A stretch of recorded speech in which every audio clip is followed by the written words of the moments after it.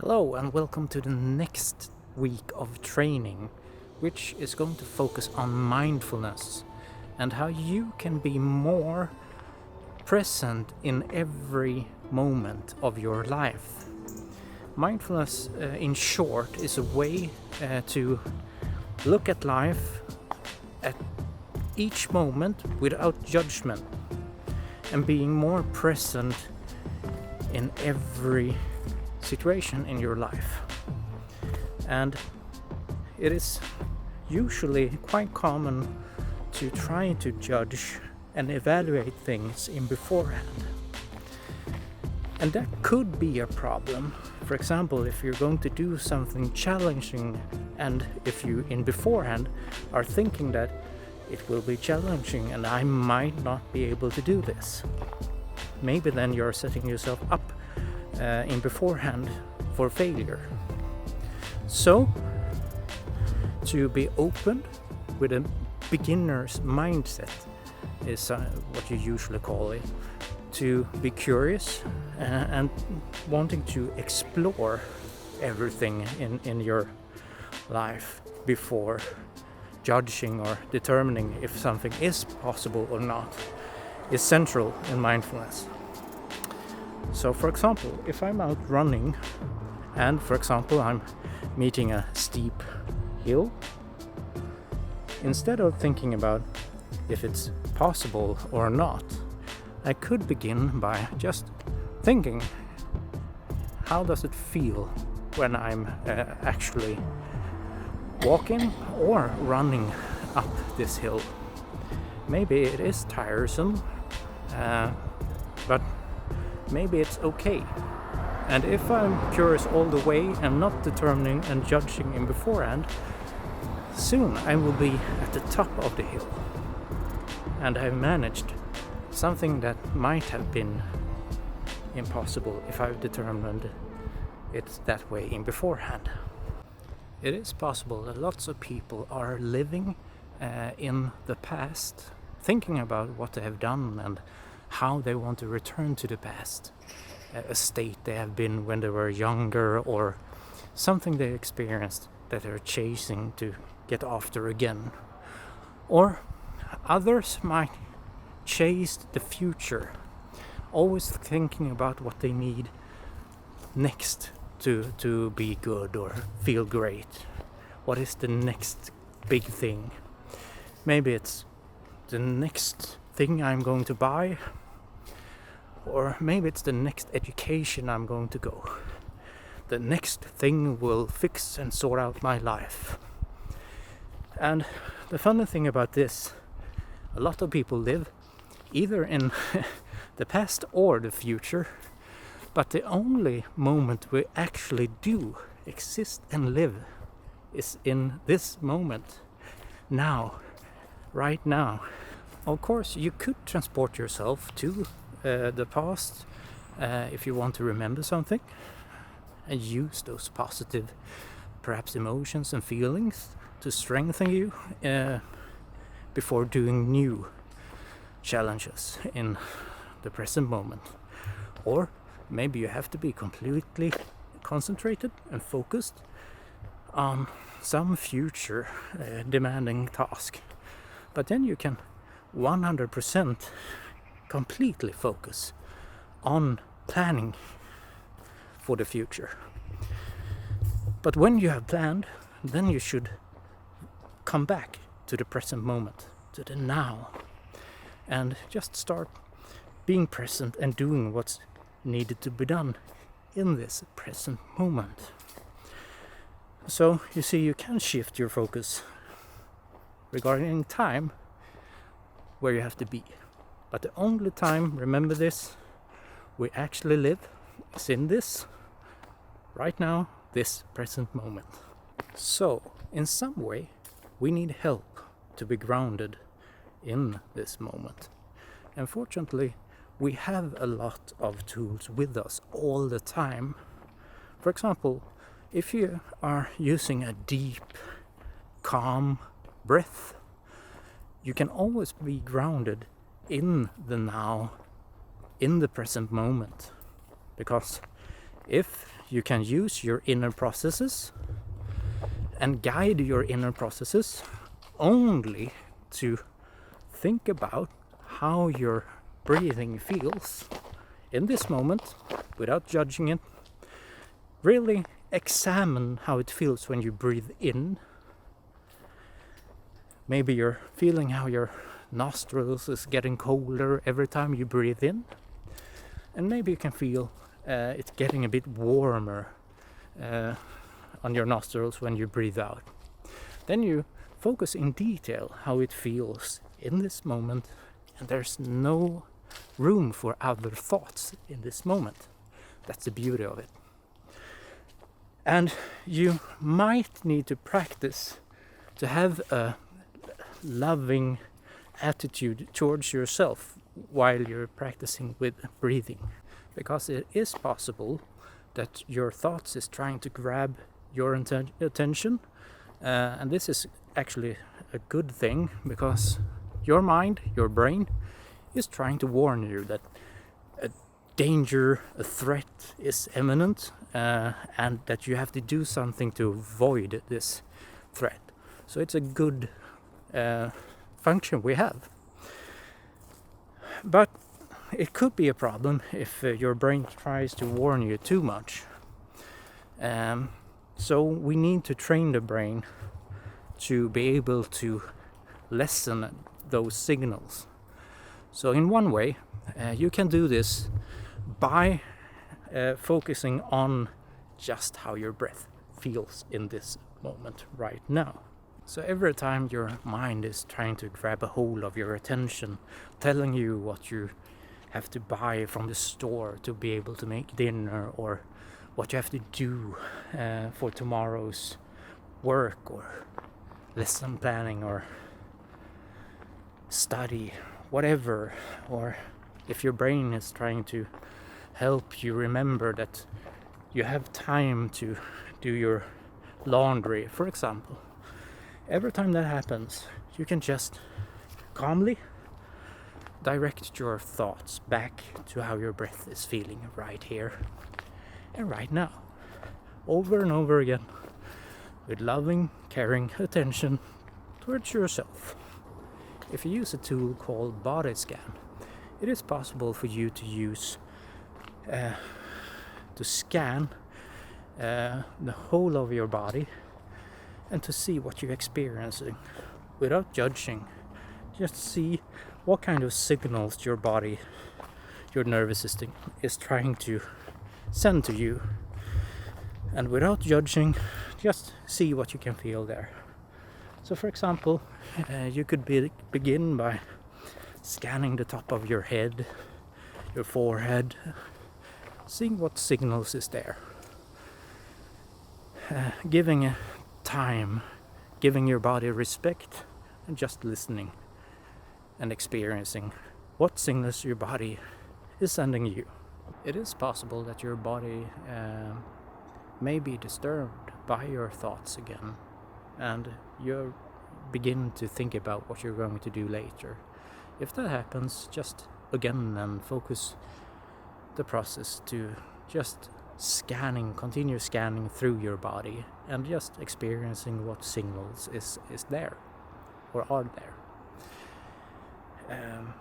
In some way you can also use this method while moving. For example, you have seen me being out walking during this clip, and while walking it is also possible to really give your body full attention of how it feels when you're moving, to be completely present.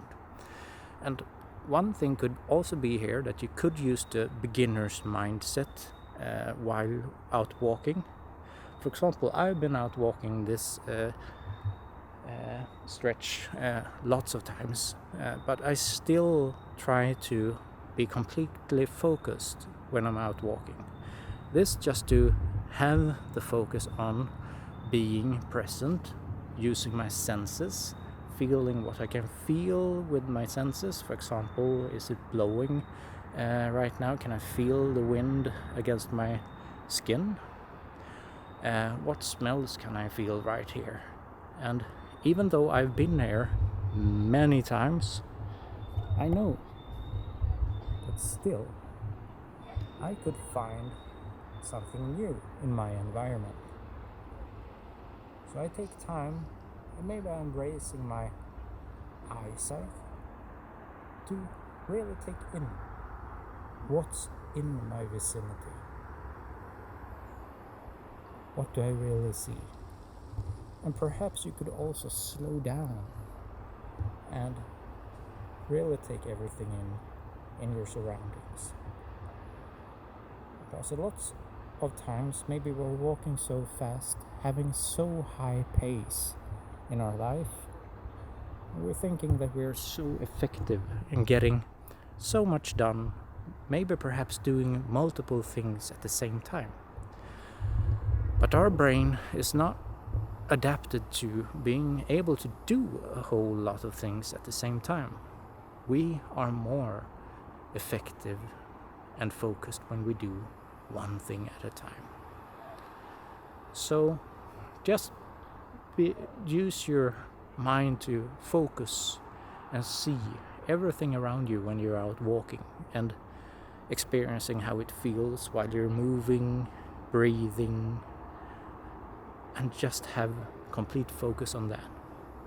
That will help you calm your mind. You're being more present in this moment, and you're not thinking about everything you have to do. And this in turn will make you more effective. So at the end of this YouTube clip, you will find tracks, training programs that will focus on breathing, focus on body scan, using your body to focus and getting the information from your body and accepting how it feels. And you could also use walking to experiencing mindfulness more. But we will also look at a very effective stress management tool that's called SARL, where this acronym helps you handle with stress, helps you get an effective method of managing stressful thoughts. For example, if you have very much to do, a lot to do in your busy schedule, some people might ruminate this, might go over and over again.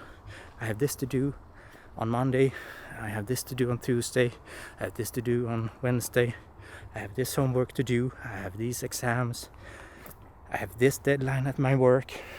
And perhaps when they've done the list once, we start over from the beginning again. And this list never ends. We always come up with what is necessary to be done. So one way is to use this very effective acronym, SARL, which a Swedish doctor called Ola Schenström is the inventor of. It is just, the first step is just to actually stop. It doesn't have to be physically, it could be mentally only. For example, you could stop your thoughts by beginning to do a breathing exercise, for example breathing anchor, and just focusing on how your breathing is feeling right now. And while doing this, the next step could be observing what thoughts are you actually having right now. What is it that you have to do? And the best is if you actually write it down, so you actually don't ruminate it. So just write it down so you know what do you have to do and when do you have to do it. And then maybe we're coming to the most difficult part. It is the A, the accepting. And remember, accept doesn't mean you have to love it. It is just that you have to accept that this is the situation. You have a lot to do, for example, right now. You don't have to love it, but you have to accept that this is how it is. It is what it is, actually. This is the most difficult part because maybe you're going around thinking, why does this happen to me? People should understand this isn't possible. I can't do this. And they might get stuck there in a negative thought spiral. So this is why this is so important to accept it. It is what it is. We have to go from here, and when we have accepted it, then we can actually do something about it.